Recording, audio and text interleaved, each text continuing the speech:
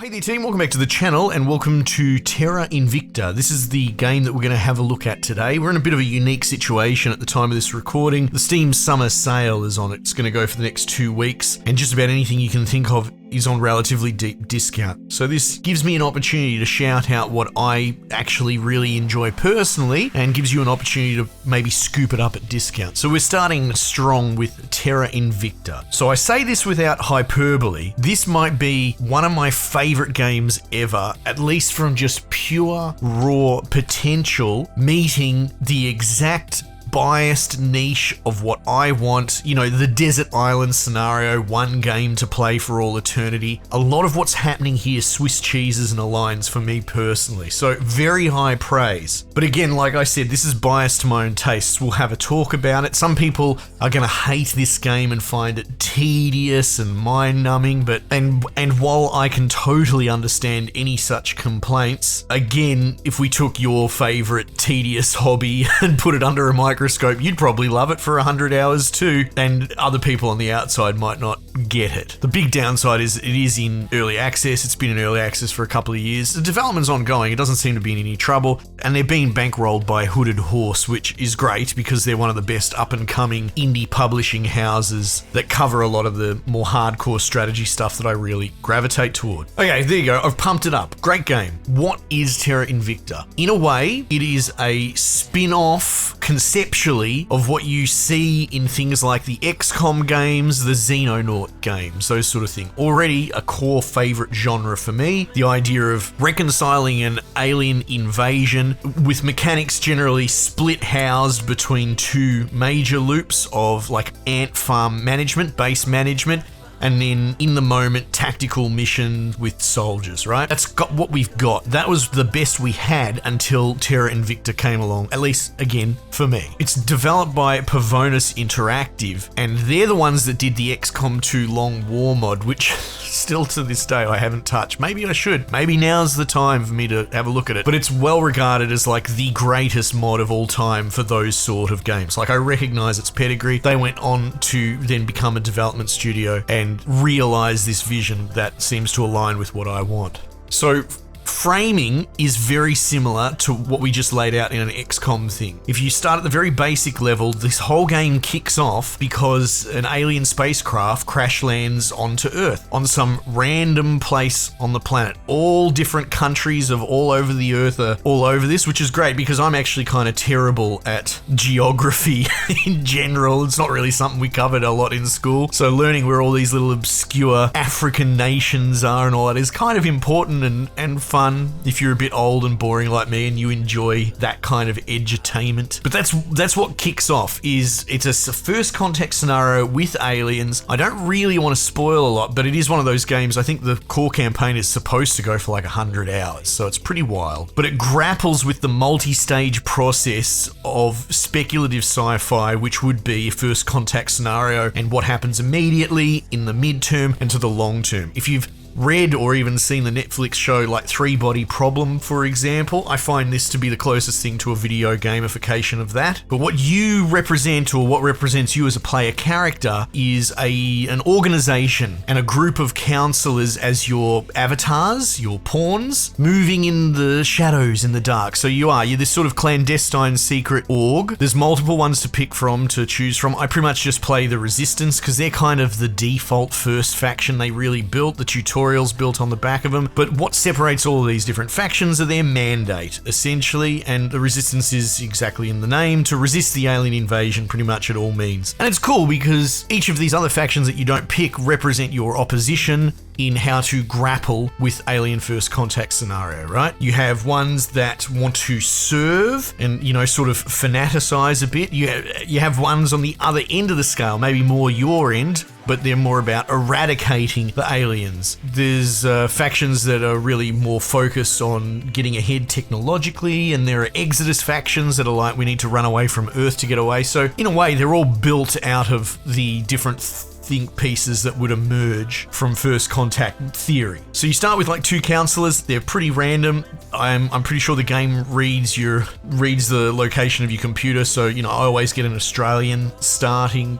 character, which is a cool little twist. Their actual native homeland doesn't matter a lot. There are some little things like, I don't know, if I wanted to recruit an organization that was Australia based, I could get a bonus from having an Australian, and sometimes they'll get bonuses from operating in Australia, but you don't get too married to that. Again, it's an organization with a vision and a mandate as to grapple with alien incursion, and through that informs, well, what exactly you do, right? You can move your dudes to control nations, sort of puppet strings in the background, and there's different levels for different sizes. You'll have like executive branch, the media, that sort of thing, but generally speaking, once you control a nation or a part of a nation, you have the ability to change where all the little development pips go, and it's really hardcore, and you can get right into it. Like, you can make it your personal mission to try and uplift the African nations, which I did in a playthrough, to try to make it this prosperous, thriving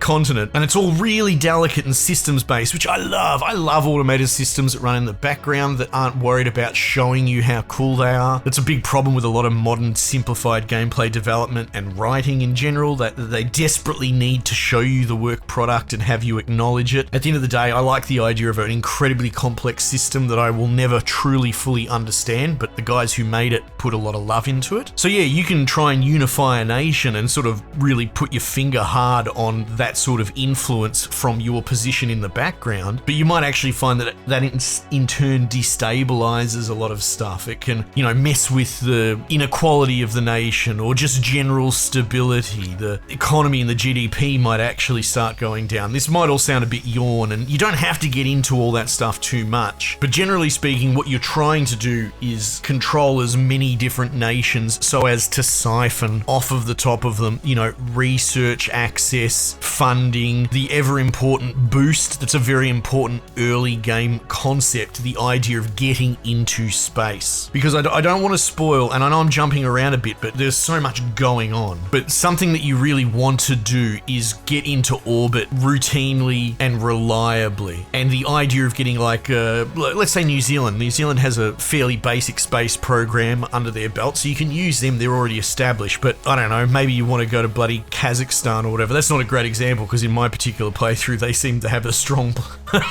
I've developed their nation so much that they've got a fairly strong space program, but most nations won't have a space program established, so you have to put a lot of infrastructure and points and just general energy into turning that over. But the boost concept is the idea of it represents something like 1 point of boost is 10 tons of, Terra earthbound material pushed into a low Earth orbit. So it's that really juvenile, early stages getting space stations up at very low orbit, and then from there trying to leapfrog into different technologies. And the way technology is handled is great, but just to finish my example and how I'm going in my current playthrough, I've gone really boost heavy. I scooped up a lot of just different nations and abandoned them as I went as well, because it's all about serving my cause. I'm just jamming up space programs everywhere I possibly can, and it all adds up. So I'm probably from the RP side, I'm Lego piecing together my tonnage transport into space from 50 different nations, and from there I'm building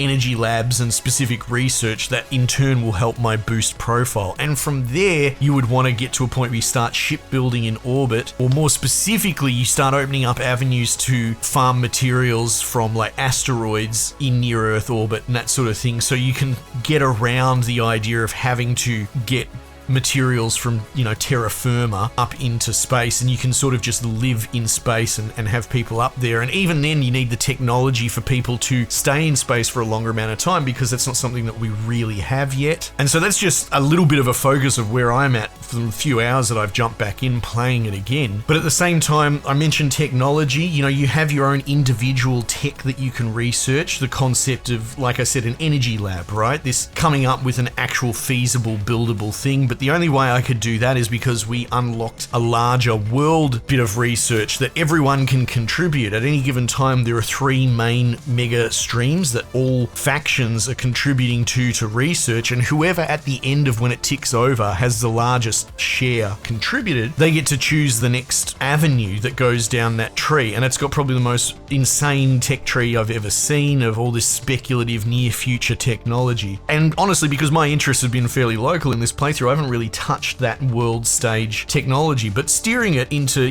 deep surveillance so you can actually detect alien ships in the solar system if they're there, but that's something that you probably want to go down early. But again, at the moment, I'm kind of at the mercy of what the AI wants because I'm just letting them contribute to it and I'm focusing on my own local research specifically. And meanwhile, while this is all going on, occasionally you're having these crash-landed spacecrafts go in and you have a very rudimentary ability because your tech is so entry level to interrogate this situation. So what do? You send dudes to investigate the crash site and all they'll tell you is like, oh yeah, okay, we found a little bit of wreckage, and maybe you'll get research programs from that. Often you'll get like a percentage increase to that type of xeno research. So again, in my current playthrough, I am pretty hyper space boost all over the place. I'm not really playing geopolitics, but you can form confederations, you can go to war and invade to dislodge other people. But my focus has been on sort of insular internal technology, but also QRF response to any alien incursion. And from that, I'm sort of leading assaults, military actions against like weird plant life that's growing out, and I'm trying to plug all the holes, but not all the other nations want to play this way, or organizations. So I'm one of the only ones really trying to stay on top of weeding that out. And now there's abductions happening and I'm trying to understand how do you even track these creatures. So there's all this tech that you can look into, and too many plates to spin. You just got to pick the ones that you spin personally. I kind of accidentally took over Iran at all executive levels, which is funny.